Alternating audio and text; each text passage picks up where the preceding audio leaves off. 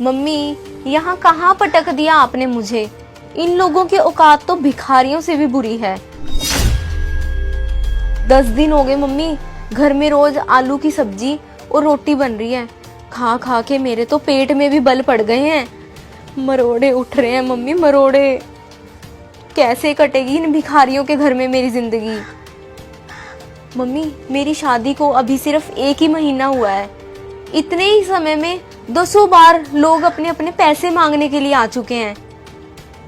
हलवाई, tent, marriage hall, कपड़े, यहाँ तक कि इन्होंने मम्मी नाई को भी पैसे नहीं दिए। लोग आते हैं, पैसे मांगते हैं, ना पैसे मिलने पर बेइज्जती करके चले जाते हैं। मम्मी, कैसे कटेगी जिंदगी इन भिखारियों के घर में मेरी। अरे अंजलि, हमें तो बताया था कि लड़का बैंक में मैनेजर है, 30,000 रुपए सैलरी लेता है। सैलरी की पे स्लिप भी दिखाई थी। सब फ्रॉड था क्या? नहीं मम्मी नहीं, वो फ्रॉड नहीं था। 30,000 रुपए सैलरी तो है रवि की, पर मम्मी वही सैलरी के बल पर ना 10 लाख रुपए का शादी के लिए लोन लिया हुआ है। 10 लाख रुपए का। उसमें से मम्मी 16,000 रुपए तो सीधी सीधी किस्त कट जाती है लोन की। तो बचे कितने मम्मी? 14,000 रुपए। उसमें घर का खर्चा कैसे चलेगा मम्मी? कितने तो मेंबर हैं घर के। अरे क्या 10 लाख का लोन? अरे अगर 10 लाख का लोन ले रखा था तो उधारी कैसे रह गई? फिर पैसे मांगने वाले क्यों घर पे आ रहे हैं? मुझे तो ना कोई बहुत बड़ा जोर लग रहा है। कहीं ऐसा ना हो कि जो इन्होंने तुझे गहने डाले हैं वो भी नकली हो। तू ऐसा कर, सारे गहने वहां से उठा और एक बार मायके आ तू। चलो ठीक है मम्मी, मैं कोई ना कोई बहाना लगा के ना आज ही आती हूँ आपके पास। ये देख, शादी के सारे फोटो बढ़िया हैं तेरे। हाँ। नमस्ते मम्मी। नमस्ते पापा। नमस्ते बेटा। और कैसे हो आप? आ गई अंजलि? हाँ मम्मी, मैं तो बहाना करके आ गई। मैंने तो बोल दिया कि आज ना मेरे भाई का बर्थडे है, तो मैंने तो जाना है मायके बस। चल अच्छा किया तूने ये तो। बेटा, बहाना करके आने की क्या जरूरत थी? रवि को बता के आना था। और ऐसा भी क्या हो गया? अरे क्या बताऊं आपको, कुछ भी सही नहीं है अंजलि के ससुराल में।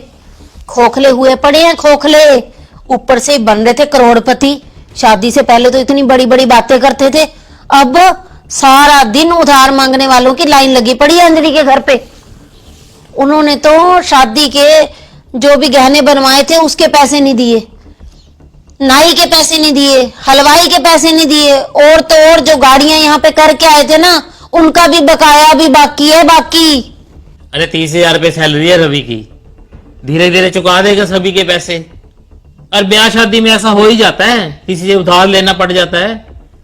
तो हमने कहा अभी सारे चुका दिए पैसे? हमने भी तो कई लोगों के पैसे देने अभी। इसमें क्या घबराने की जरूरत नहीं होती इसमें। अरे हम तो लड़की वाले हैं, वो लड़के वाले हैं। लड़के वालों को तो पैसे वाला होना चाहिए। मैंने आपसे कितनी बार बोला था कि ढंग से इंक्वायरी कर लो, अब देख लो। अरे पापा, उनके पास तो जमा के नाम पर फूटी कोड़ी भी नहीं है। और आप बात कर रहे हो 30,000 रुपया सैलरी की। 10 लाख का तो पापा लोन ले रखा है। 30,000 रुपए में से सीधा का सीधा 16,000 रुपया तो किस्त कट जाती है, बाकी बचे 14,000 रुपए। 14,000 तो ऐसे चुटकियों में खत्म, क्योंकि 3 बाइक है घर में, 1 गाड़ी है, उनके पेट्रोल का खर्चा, वाईफाई लगा हुआ है उसका बिल, 5 मोबाइल है, उनके रिचार्जों का खर्चा। इतने खर्चे तो खाएंगे कहाँ से पापा? देखा देखा आपने? और लेके आई है ना अंजलि तू गहने, दिखा मुझे गहने। बड़े बनते थे, कहते थे 24 कैरेट के गहने हैं, 24 कैरेट के। मुझे तो ये 14 कैरेट के भी नहीं लगते। अभी सुनारे के पास जाके ना चेक करवाती हूँ कि ये गहने सोने के हैं भी या नकली हैं। अंजलि बेटा, तू ये बता, वहां पर कोई गलत व्यवहार करते हैं तेरे साथ हो? नहीं नहीं पापा, ऐसी तो कोई बात नहीं है। नहीं बेटा, फिर भी बता दे, कोई तेरे साथ दुर्व्यवहार करता है वहां पे तो। बाकी रही खाने की बात, तू बोल रही थी दाल रोटी बनती है, सभी लोग वही खा लेते हैं या सिर्फ तेरे लिए दाल रोटी बनती है? नहीं नहीं पापा, वहां पे तो सारे दाल रोटी खाते हैं, कभी दाल कभी आलू। पर मैं तो दाल खा खा के ना परेशान हो गई थी। मेरे लिए तो फिर कभी दही, कभी रायता, कभी पनीर, सब कुछ आता रहा है। आप ना छोड़ो अब ये बातें, उनको तो मैं पूछूंगी अच्छी तरह। एक बार मैं ये गहने जाके चेक करवा लूं, फिर पूछूंगी उनको बारात में कैसे नखरे दिखा रहे थे। रोटी आधी कच्ची है, बारातियों का स्वागत ऐसे होना चाहिए, खाना ऐसे बनना चाहिए, सब्जी ऐसे होनी चाहिए। अब मैं देखना उनको देती पता। ज्यादा कचर बचर की ना, ये जूता देखे, माँ बेटी की हेकड़ी निकाल दूंगा 2 मिनट में। अरे बेटी को इतने अच्छे से रख रहे हैं, ये क्या कम है? सबके घरों में मिट्टी के चूल्हे होते हैं, मिट्टी के। बाकी कर्जे की क्या बात है, ब्याह शादी में हो जाता है, उतर जाएगा धीरे धीरे। हाँ ये बात जरूर है, शादी में उन्होंने औकात से ज्यादा खर्चा किया है। खर्चा किया है तो उनको सबक भी मिल गया होगा। और अंजलि एक बात सुन ले, तू आज के बाद अपने घर की गुप्त बातें अपनी माँ को आके ना बताना, तो मुझसे बुरा कोई नहीं होगा। हाँ यदि कोई तुम्हें वहां तंग करता है तो मुझे बता, फिर मैं देखूंगा उसको। मैं करता हूं फोन रवि को, जाता तुझे लेता जाएगा। हेलो, हाँ रवि बेटा, हाँ वो बैंक से जाओगे ना बेटा, तो अंजलि को साथ लेते जाना, उसका मन नहीं लग रहा तेरे बिना। ठीक है।